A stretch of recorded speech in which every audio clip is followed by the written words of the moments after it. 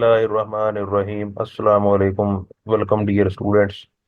In this lecture, I will discuss a very important aspect in DC generators, and that aspect is called armature reaction. Armature reaction is an unwanted phenomena which takes place in DC machines under loaded conditions. And as a result of armature reaction, if it's a DC generator, then less EMF will be induced. And if this is a DC motor, then less torque will be produced. So armature reaction causes power loss in the DC machine.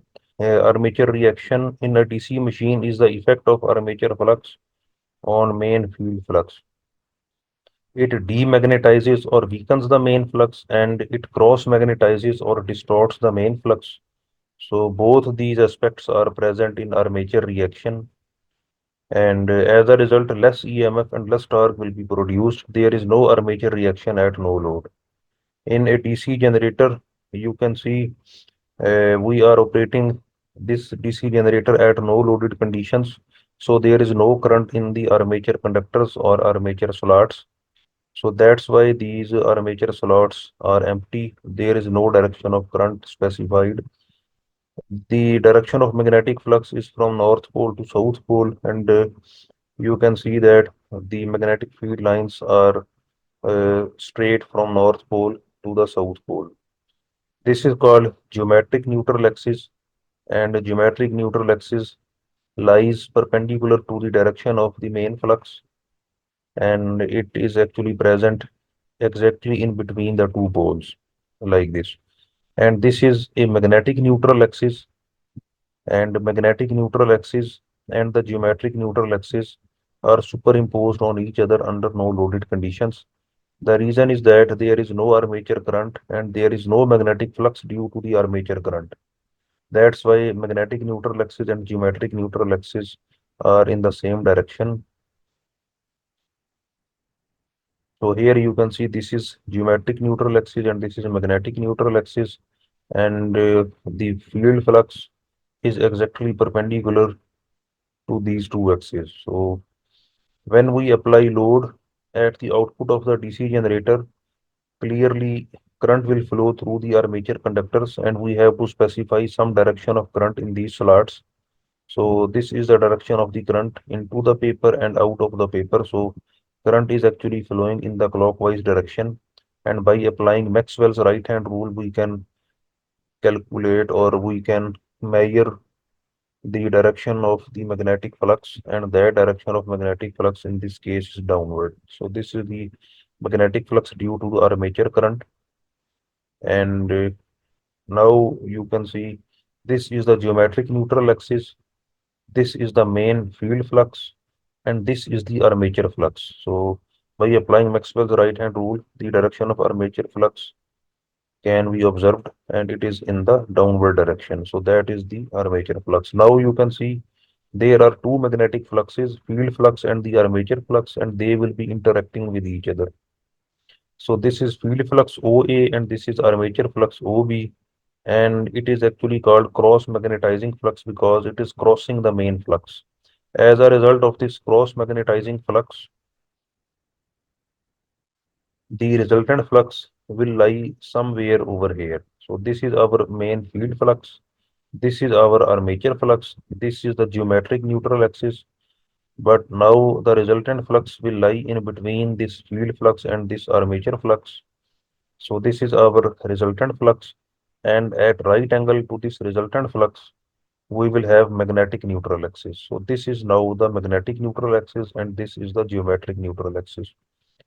Due to this magnetic neutral axis, the armature will undergo some angular reorientation, and this will be the new position of the armature, right? So this is our magnetic neutral axis, and these armature slots will also undergo some angular displacement. Okay, so this is very important phenomena which is taking place in DC machines. And here, this is the geometric neutral axis, this is the magnetic neutral axis, this is the only field flux, and this is also the resultant flux. So in perpendicular to this resultant flux, we will have magnetic neutral axis, but in this case, our resultant flux is lying somewhere over here, and perpendicular to this resultant flux, we will have magnetic neutral axis, and this is the magnetic neutral axis. Now, what is the significance of this magnetic neutral axis? We know that the armature is rotating either clockwise or the anti-clockwise direction. When these armature conductors cross the magnetic neutral axis, their direction of current will reverse, right? So when our magnetic neutral axis lie over this line, then the direction of the armature current in the left hand side of this magnetic neutral axis will be into the paper, and at the right hand side, the direction of current will be out of the paper, right hand side of the magnetic neutral axis, and that will be the position of the carbon brushes. One carbon brush will lie over here, and the second carbon brush will lie over here. But when magnetic neutral axis undergoes angular reorientation like this, then these conductors, armature conductors, will undergo reversal of the armature current when they cross this magnetic neutral axis. So up to this point, this armature is rotating, suppose in the clockwise direction. Up to this point, the direction of current in these conductors will be into the paper, and up to this point, the direction of the current in these armature conductors will be out of the paper. So in that case, the position of the carbon brushes should be over here, right?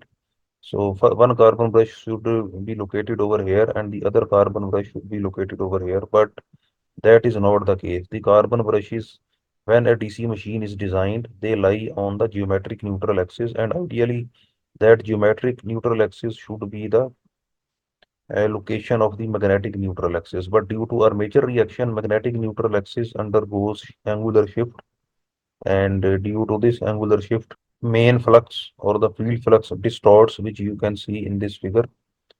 And also the position of carbon brushes doesn't lie on the magnetic neutral axis, due to which the sparking at the carbon brushes can produce. So now in this case, after the reorientation of the armature, this is the magnetic neutral axis, and the new position or new direction of the armature flux will be over here. So this is the new direction of the armature flux, and this new armature flux will have two components. This is one component, and this is the other component. This component is in opposite direction to the main flux, so that component is called demagnetizing component, and this component is in perpendicular direction to the main flux, and that component is called cross magnetizing component. And there are two components of armature flux in the new position. One component is OC, which is perpendicular to the main flux, right? So OC is the component which is perpendicular to the main flux, and that is called as cross magnetizing or distorting component of the armature flux. Second component is in opposite direction to the main flux and is called demagnetizing component of armature flux OD. So this component weakens the main flux. Since the direction of the main flux is from left to right, and the direction of this demagnetizing component of the flux is in the left direction from right to left, so it is actually weakening the main flux, and due to this flux, the main magnetic flux will be reduced. So as a result, there will be less EMF induced across the output of the DC generator. So now, how can we minimize the effect of armature reaction? So we have to use compensating winding. These are used for large DC machines which are subjected to large fluctuations in load, that is rolling mill motors and turbo generators. The compensating windings are done at the faces of the field poles. These are the North Pole and South Pole faces, and at these faces we have to design some slots, and in these slots these compensating windings are done, and these compensating windings are connected in series with the armature windings, and the reason is that the same current flows through these armature conductors and these compensating winding conductors. As a result, equal and opposite amount of magnetic flux will be produced due to the two windings, and the direction of magnetic flux due to this armature winding will be downward, and the direction of flux due to these compensating windings will be upward, and their magnitude will be same because the amount of current which is flowing in these two windings is same, but the sense of winding is opposite. So the magnitude of magnetic flux will be equal, but their direction will be opposite. So that's why these two magnetic fluxes will cancel out each other, and net zero magnetic flux will be produced in the armature. Okay, so we will have only the main flux, and the armature reaction will be minimized. So this is the remedy which we can perform on DC machines to eliminate the effect of the armature reaction. So these windings are called compensating windings, and the compensating windings are connected in series with the armature winding so that same current flows between the two. The sense of winding is kept such that the direction of current is opposite in the two facing each other. As a result, the magnetic flux in armature will be cancelled out by the flux in compensating winding, and armature reaction is minimized. So that is all about our today's lecture, and I hope you have understood the basic concept of armature reaction and the role of compensating windings in minimizing this armature reaction. For watching more lectures, please subscribe this channel. Until the next lecture, it's goodbye.